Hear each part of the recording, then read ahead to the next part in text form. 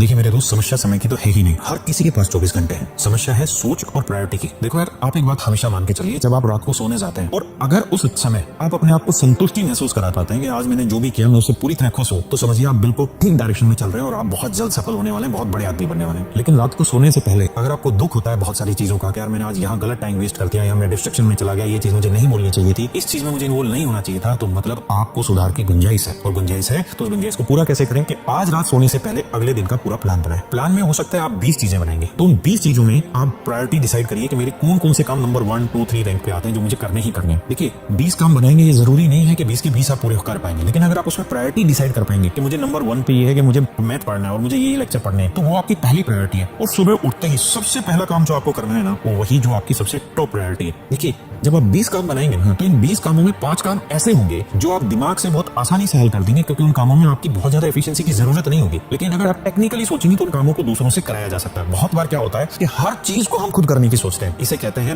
गधी की तरह मेहनत करते रहना। और अगर हम उन चीजों को करें जो हमारे बिना हो ही नहीं सकती और जो हमारी मंजिल के हमें बहुत नजदीक ले जाती है, तो उन प्रयासों को हम कहते हैं स्मार्ट एफर्ट। तो सबसे पहला काम, आज सोने से पहले अगले दिन का प्लान बनाएं, उसमें फिर प्रायोरिटी डिसाइड करें। तो सबसे बड़ा काम है सुबह उठते सबसे पहले उस पर लगे। मोटिवेशन पे भरोसा भी अपने आप में बहुत खतरनाक होता है। मेरे दोस्तों, मेरे पॉइंट को समझना, मैं आपको प्रैक्टिकल एग्जांपल से समझाता हूँ। मेरे दोस्तों, आप मान लीजिए कोई मूवी देखने गए और उस मूवी में आपने देखा कोई स्टार है और उसने बड़ी अच्छी पर्सनालिटी तैयार की हुई है। आपने उसकी पर्सनालिटी को से मोटिवेशन ले लिया, लेकिन जैसे ही आप कोई दूसरे काम में लगेंगे वो मोटिवेशन दूर हो जाएगा। और अच्छे से समझाओ, जैसे मान लीजिए आपको रील देखने लग रहे हैं और किसी एक रील ने आपको बहुत मोटिवेट कर दिया कि कल से आग लगा दो, राजा बन जाओ, ये हो जाओ, आप में मोटिवेशन आया। लेकिन जैसे ही आप अगली रील पे गए वो मोटिवेशन खत्म हो गया। बेसिकली हमारा दिमाग डोपामिन रिलीज करता है। अगर हम छोटी छोटी चीजों से इस तरह से मोटिवेशन लेते रहते हैं तो हमें जो डोपामिन मिलता है ना, वो बहुत शॉर्ट फॉर्म का मिलता है, 2 से 3 सेकंड का मिलता है और हमें 2 से 3 सेकंड की ही खुशी देता है। इसी वजह से मैं आपको कह रहा हूं कि मोटिवेशन जहर है। देखिए सबसे पहले आपको समझना होगा कि एक्शन पहले आएगा, पहले काम होगा, लेटर ऑन उसको जारी रखने के लिए मोटिवेशन कभी कभार जरूरत होती है ना। जैसे मैं एक और एग्जांपल से आप समझाता हूं। जैसे एक सलमान खान ले लेते हैं और एक अक्षय कुमार ले लेते हैं। सलमान खान को एक्सरसाइज करने के लिए मोटिवेशन की जरूरत है, जबकि अक्षय कुमार ने अपनी हैबिट तैयार कर ली, अपना रूटीन तैयार कर लिया। वो रोज सुबह 4:30 बजे उठता है। आज दोनों ही 60 साल की उम्र के, लेकिन दोनों के फिजिक में, दोनों के लुक वाइज अगर आप डिफरेंस देखेंगे तो आप समझ जाएंगे कि अंततः जो है ना, वो मोटिवेशन नहीं, रूटीन जीतता है, आपका डिसिप्लिन जीतता है। और सबसे बड़ी चीज है कि मोटिवेशन रोज नहीं मिल सकता, और अगर आप इस पर डिपेंड रहेंगे तो ये अनरिलायबल सिचुएशन बना देगा। इसलिए हमेशा जब भी मोटिवेशन और रूटीन चुनना हो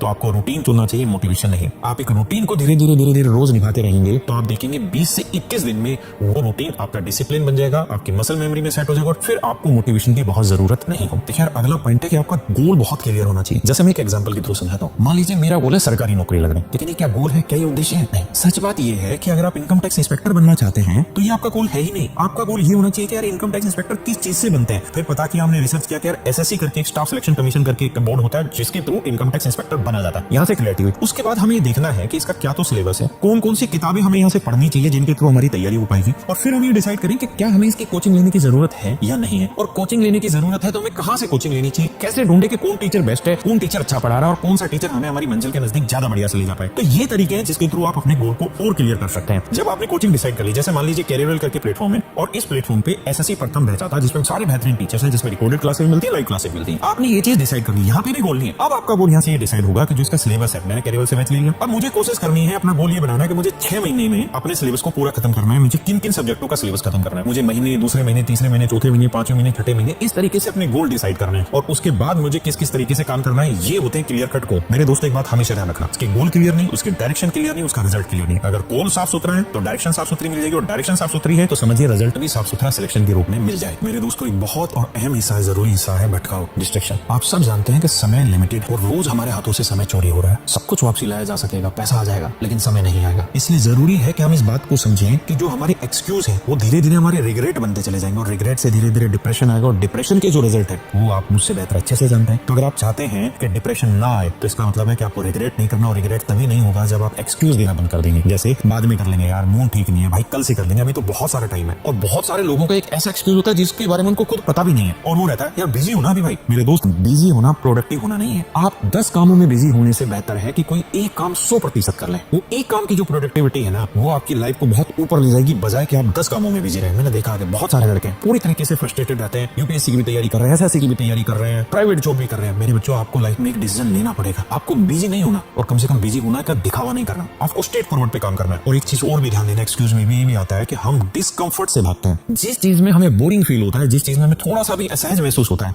हम उस चीज से भागते हैं। मैं अपने ही एग्जांपल से आपको समझाता हूँ कि अगर मान लीजिए मैं कोई चैप्टर परसेंटेज में पढ़ा रहा हूँ और मान लीजिए मुझे परसेंटेज समझने में एज ए स्टूडेंट दिक्कत हो रही है, तो मैं सबसे पहला काम ये करूंगा कि मैं उस क्लास को छोड़ के दूर जाऊंगा और मैं 10 और टीचर को तलाशूंगा। जबकि सच है कि कुछ चीजें मुश्किल होती हैं, कुछ चीजें आपको डिस्कंफर्ट पैदा करेंगी, आपकी लाइफ में भी बहुत सारी ऐसी सिचुएशन आएगी, लेकिन उनसे डर के भागिए मत, उनके साथ लड़िए। जैसे जैसे उनको करेंगे तो धीरे धीरे वो चीजें आसान हो जाएंगी। क्या गिनती याद करना कोई आसान काम था क्या? काउंटिंग करना आसान काम था क्या? इंटीग्रेशन डिफरेंशिएशन सीखना कोई आसान काम है क्या? हिस्ट्री याद करना कोई आसान काम था पहली बार में? नहीं। लेकिन जब आप किसी काम को रोज करने लगते हैं तो धीरे धीरे आसान होना शुरू होता है। इसलिए मैं कहता हूँ डिस्कंफर्ट के डर से भागो मत, मुश्किल चीजों को आसान बनाओ। जिसमें इंटरेस्ट नहीं है उसमें इंटरेस्ट लाओ और इंटरेस्ट आएगा रोज काम करने से। और एक बात और ध्यान रखना, समय जो है ना आपकी उम्र नहीं देखेगा। अगर आज टाइम आपको कंट्रोल कर रहा है तो एक उम्र आएगी जहां हालात फिर आपको कंट्रोल करेंगे। लेकिन अगर आज आपने टाइम को कंट्रोल कर लिया तो आने वाले वक्त में टाइम आपका गुलाम होगा और आप टाइम के राजा होंगे। एक कहावत आपने सुनी होगी कि एक दिन में कुछ नहीं बदलता, लेकिन एक दिन जरूर बदल जाता है। मेरे दोस्तों, एक दिन में सब कुछ बदलने की कोशिश मत करो, हाँ, लेकिन थोड़ा थोड़ा बदलाव रोज करो। तो आप देखेंगे कि छोटे छोटे जो एक्शन है ना, वो एक दिन आपको बड़ा रिजल्ट लाते हैं।